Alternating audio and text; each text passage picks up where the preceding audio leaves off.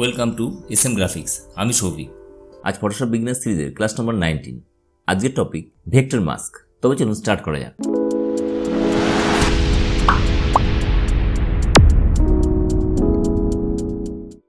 আজ আমরা দেখব ভেক্টর মাস্ক।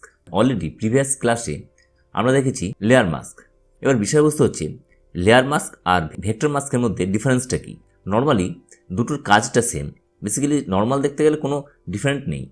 তবে প্রশ্ন আসতেই পারে যে তবে আমরা নতুন করে ভেক্টর মাস্কটা কেন দেখব। বেসিক্যালি আমরা যে কোনো প্রিসাইজ সিলেকশনের ক্ষেত্রে আমরা এই ভেক্টর মাস্কটা ইউজ করে থাকি।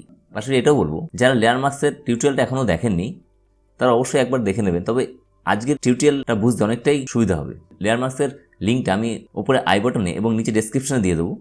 তো আমি একটু বেসিকটা বলি। লেয়ার মাস্কের কাজটা বেসিক্যালি হচ্ছে আমাদের কোনো পোর্শন কোনো অবজেক্টের মধ্যে যদি সিলেকশন করি, বাকি এক্সের যে এরিয়াটা সেটা হাইড করা। আমরা যদি ইরেজার দিয়ে বা যে কোনো অন্য সিলেকশন দিয়ে সিলেক্ট করে সেটা ডিলিট করে দিই, সেটা পার্মানেন্টলি ডিলিট হয়ে যায়। অবভিয়াসলি যতক্ষণ আমাদের ফাইলটা ওপেন থাকবে ততক্ষণ সেটা আমি রিটার্ন আনতে পারবো, কিন্তু পার্মানেন্টলি যদি আমরা ফাইলটা সেভ করে দিই তবে সেই ক্ষেত্রে সেই কন্ট্রোলটা আমাদের আর থাকবে না।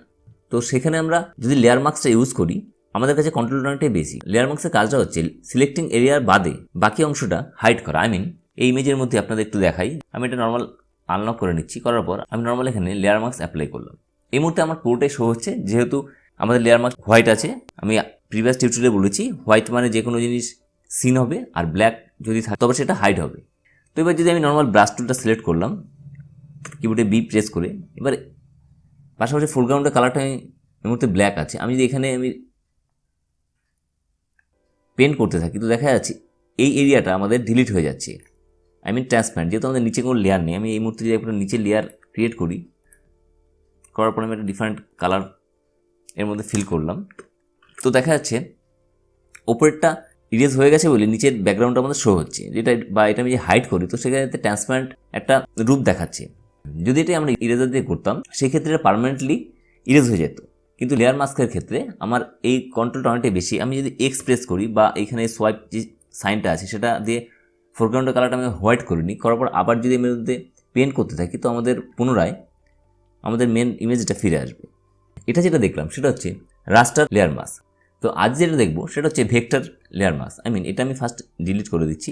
করার পর ভেক্টর মাস্ক বলতে আমরা যে কোনো কিছু ভেক্টর শেপে যদি আমরা সিলেক্ট করি তারপর যদি আমরা মাস্ক করি সেটা হচ্ছে ভেক্টর মাস্ক। ভেক্টর সিলেকশন বলতে অবভিয়াসলি আমাদের পেন টুলটাই ভেক্টর সিলেকশন। অলরেডি আমার যারা পেন টুলের ক্লাসটা দেখেননি তারাও একবার দেখে নেবেন, তো এই সিলেকশনের ব্যাপারটা অনেকটা ক্লিয়ার হয়ে যাবে। তো এখানের একটা শেপ একটা পাথ, আমি এই মুহূর্তে পাথ নিচ্ছি, যেহেতু আমরা পাথ ক্রিয়েট করব। করার পর আমি এটা সিলেকশনটা করে নিচ্ছি। সিলেকশনের সময় আমি ভিডিওটা একটু ফাস্ট করে দেবো, নাহলে না তো অকারণে আপনারা বোর হতে থাকবেন।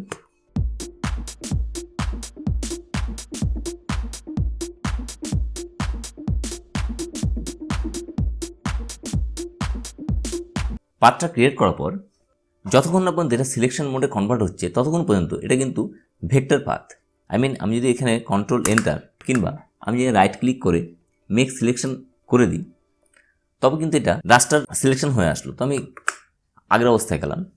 এই অবস্থাতে আমি যদি রাইট ক্লিক করে ক্রিয়েট ভেক্টর মাস্ক করে দিই তো দেখা যাচ্ছে অ্যাজ এই সেম কাজটাই হলো, কিন্তু আমার একদম প্রিসাইজিং একটা সিলেকশনের মধ্যে হলো। এবার আমি একটু কন্ট্রোল যদি যাচ্ছি, এটা সিলেকশনের করার পর আপনি যদি বাই চান্স মুভ টুলে একবার সিলেক্ট করেন বা বাইরে একবার ক্লিক করে নিন তখনও পর্যন্ত কিন্তু আমাদের পাথটা আছে বলতে লেয়ার প্যানেলের একদম শেষে যে পাথ আছে পাথের মধ্যে লেখা আছে ওয়ার্ক পার্ট। আমি এর মধ্যে যদি কন্ট্রোল প্রেস করে একবার ক্লিক করি তো দেখা যাচ্ছে এটা সিলেকশন ক্রিয়েট করা যাবে। কন্ট্রোল জেটে গেলে এরকম একটা ফেজে আসলো। তো বাইরে যদি ক্লিক করি পাশাপাশি আমাদের পাথটা তো শো হচ্ছে, কিন্তু এটা অ্যাক্টিভ করাবো কী করে? সেটা করার জন্য আমাদের পেন টুলের একদম নিচে যে দুটো সিলেকশন আছে সেটা একটা হচ্ছে পাথ সিলেকশন, একটা হচ্ছে ডাইরেক্ট সিলেকশন। এবার আমি নর্মাল ডাইরেক্ট সিলেকশনটা সিলেক্ট করে যদি এইভাবে ড্রাগ করি বা এর বাইরেও যদি থাকে আমি এইভাবে ড্রাগ করি তো সেই ক্ষেত্রে আমাদের এই পাথটা অ্যাক্টিভ হয়ে আসবে। করার পর ঠিক একইভাবে আমি রাইট ক্লিক করে ক্রিয়েট ভেক্টর মাস্ক করতে পারি, কিংবা আমি কিবোর্ডে কন্ট্রোল প্রেস করে নর্মাল লেয়ার মাস্ক করা হতো সেখানে যদি একবার ক্লিক করি দেখা যাচ্ছে যে আমাদের ভেক্টর মাস্ক হয়ে চলে আসলো। এবার আমি আপাতত একটু কালারটা একটু চেঞ্জ করি ব্যাকগ্রাউন্ডে, কেননা সেম কালার হয়ে যাচ্ছে বলে কিছু প্রবলেম যেগুলো আসে সেগুলো বোঝানো যাচ্ছে না। তো আমি মোটামুটি কালারটা চেঞ্জ করলাম।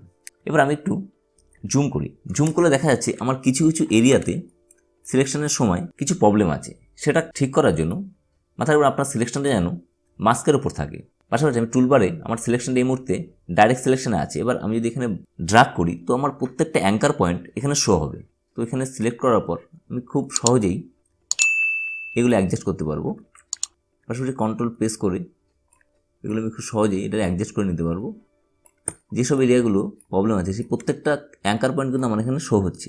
পাশাপাশি একটা জিনিস খেয়াল করেছেন যে আমি যদি বাইরে ক্লিক করি তো একটা খুব হার্ড শেপে এর সিলেকশনটা হয়ে এসছে। আমরা আগে দেখেছি ব্রাশ টুল দিয়ে সিলেকশন করি, সেই ক্ষেত্রে এর হার্ডনেস কমিয়ে সিলেকশন করলে একটা ফেদার ক্রিয়েশন হতো, সফট এজেস হতো। তো সেই ক্ষেত্রে আমি যদি মনে করি ভেক্টর লেয়ার মাস্কেও একটু ফেদার অ্যাপ্লাই করবো, সেই ক্ষেত্রে এই লেয়ার মাস্কের যে থাম্বেলটা আছে আমি ডবল ক্লিক করলে একটা প্যানেল খুলে আসছে। তো আমি এটা ক্লোজ করছি। এটাই আপনি উইন্ডো, সেখান থেকে প্রপার্টিজ, এখানে সেম প্রপার্টিজ পাবেন। তো এর সিলেকশনটা মাথায় রাখবেন, লেয়ার মাস্কের যে থাম্বেলটা আছে তার মধ্যে রাখবেন। রাখার পর এরপর প্রথমে আছে যে ডেন্সিটি নিয়ে আমি বলছি আগে ফেদারটা আমি ইনক্রিজ করি।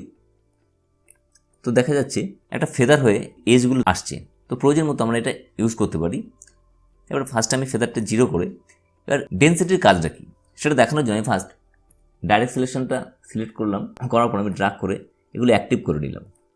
করার পর আমি ডেন্সিটিটা একটু বাড়িয়ে দিলাম। বাড়িয়ে দেওয়া মানে আমাদের অরিজিনাল যে পিকচারটা সেটা এর মধ্যে শো হতে থাকবে।